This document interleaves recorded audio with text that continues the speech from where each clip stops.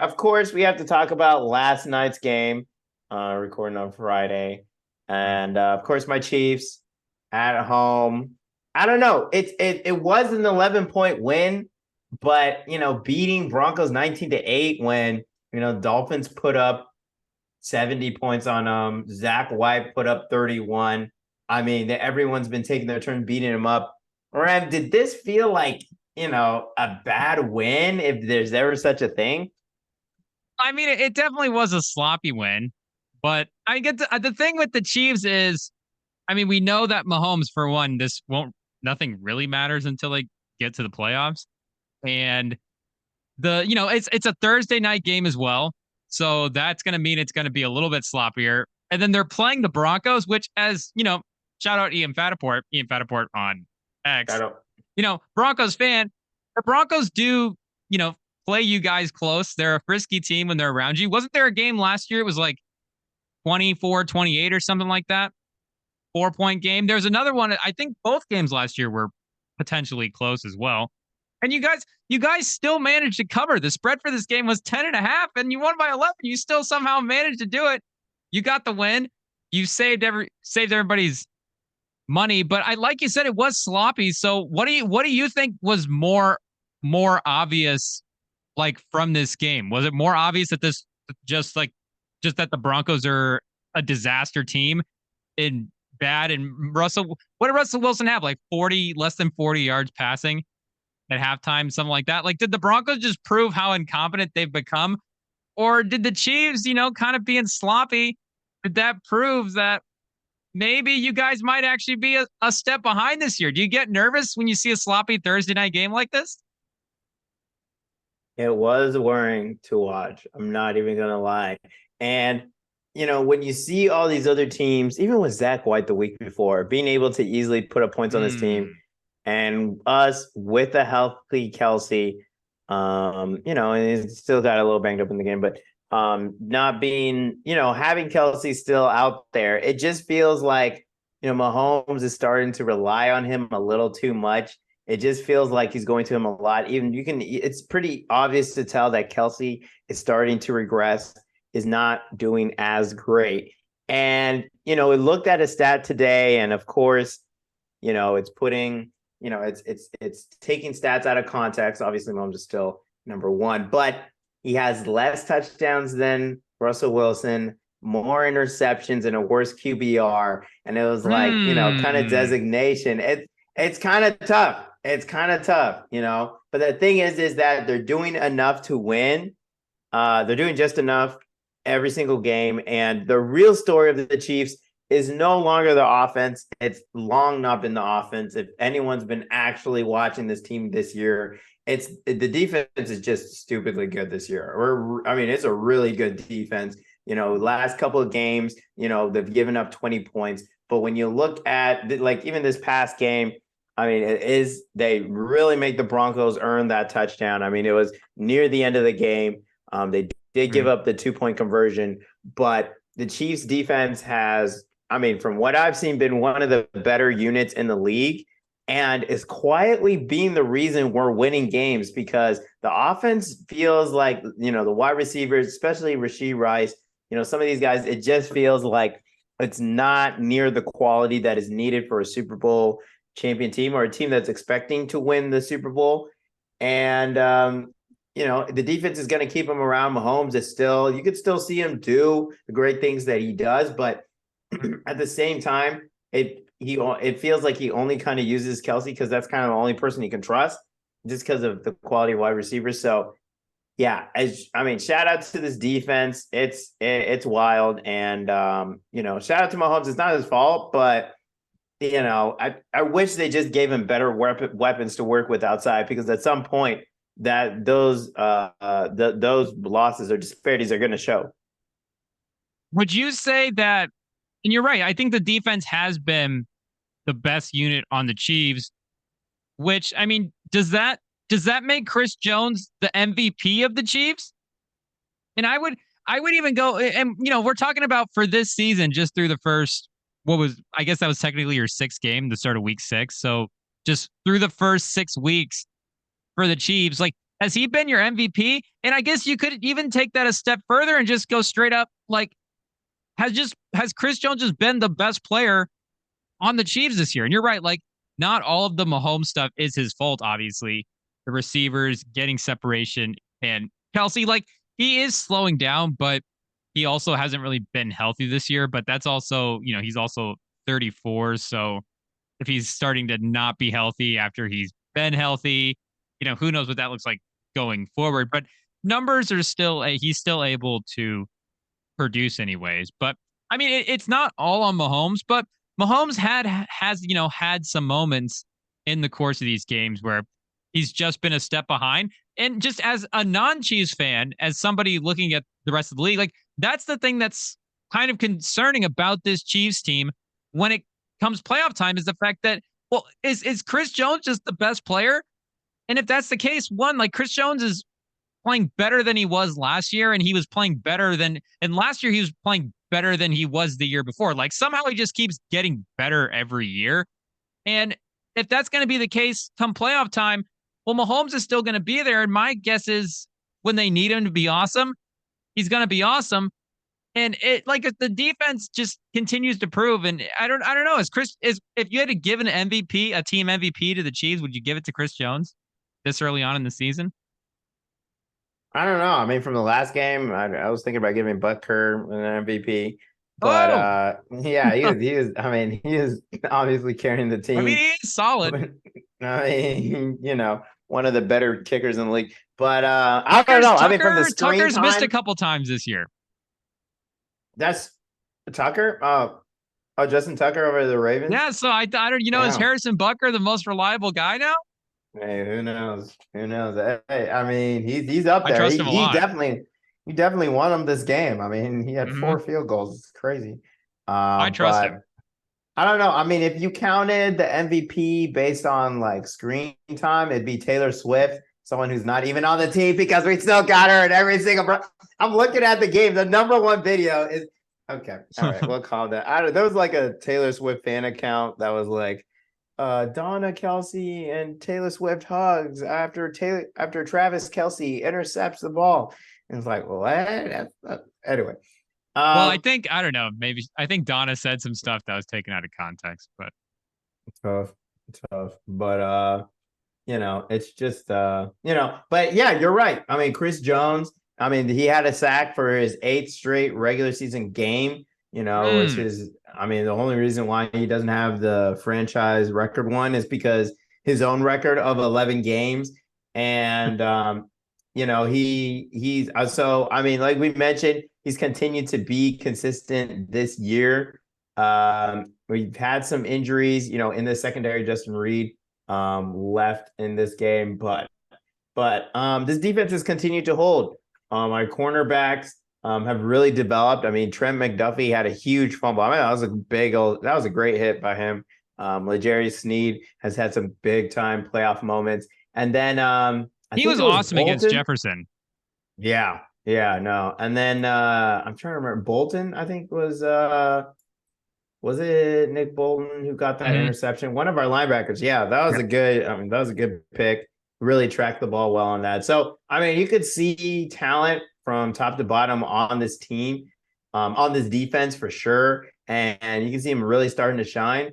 And I mean, the offense needed it, which is the scary part is that, we can only mess around for so long with our weapon options before we have to seriously look at what's going on. I mean, Kadarius Toney was the guy we were looking at to be that number one wide receiver, someone who could be trusted Hmm. on, and he just hasn't panned out so far this season. Looking at his stats over the last couple of games, he has so far he has had 9 yards, 26 yards against Minnesota, 22 yards, and then -1 yard against Chicago, 35 yards, and then 1 yard against Detroit. So, it's been, I mean, obviously that's nowhere near what you want from your number one guy, getting about, 2 to 3 catches a game. And I mean, his targets have been up there the last 2 games, Mahomes has thrown to him 6 times. Been looking at So him. yeah, he's giving him chances. It's just, he needs to produce. So Pacheco has been playing well. I think when you watch Pacheco play, it looks like he should be putting up more stats than he is. He's definitely getting the carries, and he definitely when you watch him, you're like, oh wow, this guy could run through a wall. But he has so far hasn't really helped his offense. So there's a lot of underperforming on this offense outside of Kelsey, obviously. But I'm just worried. This Kelsey train can only go so long. We'll keep riding it, and I think 28 or out of the 29 other teams, 31 teams would 32 take. teams. 31, Yeah, 32. Yeah. So 29 out of the 31 teams would take Kelsey and Mahomes as their pairing. Right now it's just a guy crying about riches, but it's still something to watch out for, as we have this expectation, which is ceiling high, and it's looking a little shaky. But hey, it was a win. A win's a win, and I'll quit complaining about my Chiefs. And did you say that Chris Jones sack record was a team record? It says franchise record here, yeah. And I was trying to figure out what the most games was for NFL history, and I think that's it. Okay. So I think he has the record with 11 most consecutive games with the sack, which that's kind of crazy. I didn't even realize that Chris Jones held that record, and he's back to 8 again. Yeah, would have had more if he didn't hold out. Well, I guess that didn't count with the holdout. I guess it's over the 8, but whatever. No, he didn't, because he didn't play at all in that game. Yeah. So it's not like he went in for a snap and just didn't get back. He didn't sit out. But have you guys used him off the edge, like as much as you are this year? That's like I think he's been kind of all over the place. Yeah, I don't think he's ever been really. Yeah, I don't think he's ever really been off the edge. No, you guys seem to really be like using him as like an actual pass rusher this year versus like Donald. The thing with Donald is that's always been incredible is people are like, well, this is a defensive tackle that's able to pressure the quarterback a lot. And you see, you get a guy like Myles Garrett, who's this defensive end, and they're moving him around, and you have like 2 tight ends following him around everywhere he goes and when he shifts in motion. And the Chiefs are kind of, applying that same versatility to Chris Jones, which is, it's incredible because he had that same sort of Aaron Donald label, which was he's a defensive tackle that can get pressure. But they're just like, no, he's just like an incredible athlete, defensive lineman. We're going to use him everywhere. We're going to move him around. We're going to maximize our best players. I think my guess is the Rams would do that with Donald as well too. I can't picture them doing it as much as they've done with, with what the Chiefs have done with Chris Jones. And the Rams have brought in some young pass rushers as well too. Like Byron Young's having a nice, solid rookie season for him. But yeah, you guys are really maximizing his versatility right now. Yeah, and I think we got to give some credit to Spags at some point. This defense development has to be part of him. Him being able to get these young guys in and really maximize what they're great at, how they've been developing consistently. And since he's been there, he joined the team in 2019, 2020. We win our first Super Bowl, and then go on to win the next one last year. So he's been there for the 2 Super Bowls. He's been that guy coaching this defense. And, this defense could definitely, be top 10, maybe top 5 if it keeps up this consistent rate. And but it's against a team that we just beat all the time. It's the 15th game in a row that this team has lost to the Chiefs. The Broncos lost to the Chiefs. And, it doesn't seem like that's going to change anytime soon. But we'll see. Our offense had. There were some rough stretches. 1 of 5 in the red zone against the 22nd worst team in that area in the NFL. So it seems like, and then we had that 4th fourth down, fourth and short, kind of weird play that didn't work out. So there's a whole lot that's kind of iffy, and we didn't look great against what the worst scoring defense in the league. So, tiny alarm bells ringing. Not something serious. We're still 5-1, still top of our division, but just a little bit worried. So last year against Denver, week 14 in Denver, it was 34-24. And then week 17 at home in Kansas City, 27-24. So they're a feisty team. They hang with you guys when you play them. And through 6 games last year, 4-2. So you actually have a better record this year through 6 games than you do last year. And it doesn't feel like, I don't think as many people would feel, as good about your team. Last year was that first season without Tyreek Hill. The offseason stuff was like, well, how is this offense going to work now that they've lost just this? He is like this absolutely incredible piece. I think he's best receiver in the league. You lose him. How do they rebound? And it seemed like you guys were really starting to figure it out, especially after that night. I guess that next week, week 7 against the Niners going into the bye week was like the really turning around week. Yeah. Everybody was kind of like, okay, the Chiefs can actually do this. The Chiefs are still here to stay. But your guys' record is the same. And I feel like people are still not as in. But I would still be as in just because, like we were saying, the Chris Jones thing. And Spags, I think you're right because he definitely doesn't get his credit. And I don't know if there's there's not like a consensus best defensive coordinator in the NFL right now, right? I think like the offensive stuff and the offensive play calling. I know Kyle Shanahan's not a coordinator, but best like offensive play callers, that list is pretty short. Like you kind of know who your list is, but I feel like for the DeMarco defensive Ryans, coordinators, yeah, he's a head coach now in yeah, Houston. he was. Oh yeah. Yeah, Steve Willicks, I guess, is there. That's a coordinator, but he hasn't. In San Francisco. I think. Yeah, DeMarco Ryans, I think, was the number one. Yeah. Yeah. I mean, Brandon Staley has. Dan Quinn in Dallas. Brandon Staley. No, as in like we had him as this high, great defensive guy, and then now it's kind of fallen off, and now you got. Yeah, so we'll see. We'll see. I mean, Bengals defensive coordinator. What's his last name? Lou something. Coach Lou. Defensive coordinator Lou Anarumo. I mean, the Bengals defense hasn't been doing great, have they?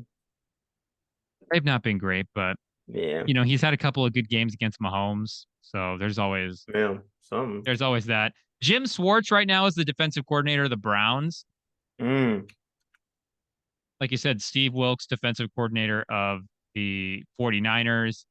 You've got Dan Quinn, like we said, coordinator for the Cowboys. Who's the defensive coordinator for the Ravens? Is that Michigan guy? Mike McDonald? I feel like Wink Martindale has talked a lot. Mike McDonald, yeah. There, but he's somewhere else now. Martindale's in New York now. New York, yeah. I feel like his name, for the ratio of times his name is said compared to like how good of a defensive coordinator he is, like it's kind of crazy. Especially this year. Yeah. Everyone just like Gus Bradley in Indianapolis going under the radar. Put some respect on his name. There. I mean, he has the respect around the league. He's had a couple. Yeah, the league loves. He's been a head coach. The league loves Gus Bradley.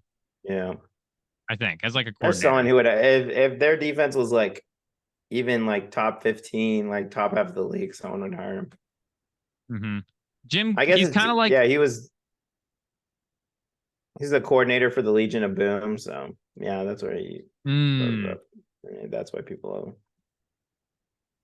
Holy cow. I don't know. Just to put a little bow on this Chiefs thing, we're playing Chargers, then playing the Broncos again, then playing the Dolphins and the Eagles.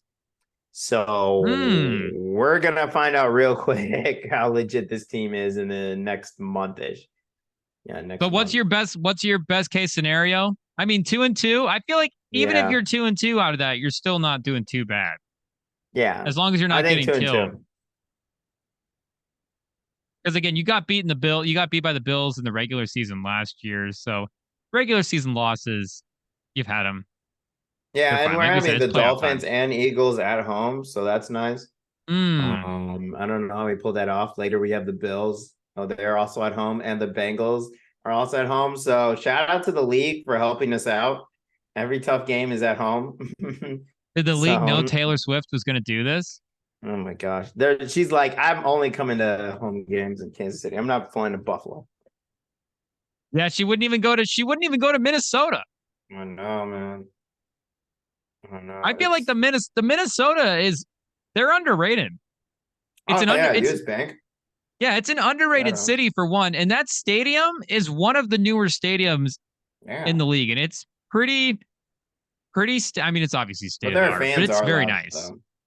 They got actual good fans, so it would be, Taylor Swift worried about, I guess career drunk football fans. It can get a little He's in a rowdy. box. You still got to walk out. Got to go out to the. I don't know. Beautiful, Whatever. Anyway, she's beautiful already taken boxes. over. I've been through the um, boxes. They're you beautiful. know, It's the yeah, built in 2016. So the yeah, only no, that stadium's that newer than is it. nice. Only stadiums newer than it right now. Mercedes Benz in Atlanta, SoFi in Inglewood, and then the Allegiant in The Las Vegas. Superdome? Mercedes Benz? Yeah, Superdome. That thing. Oh no, that's different from Mercedes Benz. Okay. No, not in New Orleans. Yeah, in Atlanta. I think it's been Oh, the Mercedes recent. Benz. Yeah, the Falcon Stadium where Yeah, Kanye was hiding for a little bit. yeah. I think there is two Mercedes Benz. Right? Is Yeah. New Orleans nurse? Oh no, New Orleans is Caesar right now. Caesar Superdome. Oh, but it used to be Mercedes. And then they went over and bought the Atlanta rights. Apparently, huh? Yeah. See, I'm not. Samson's not losing it all. I'm not losing everything. Yeah, I knew it was a Superdome. It used to be Mercedes.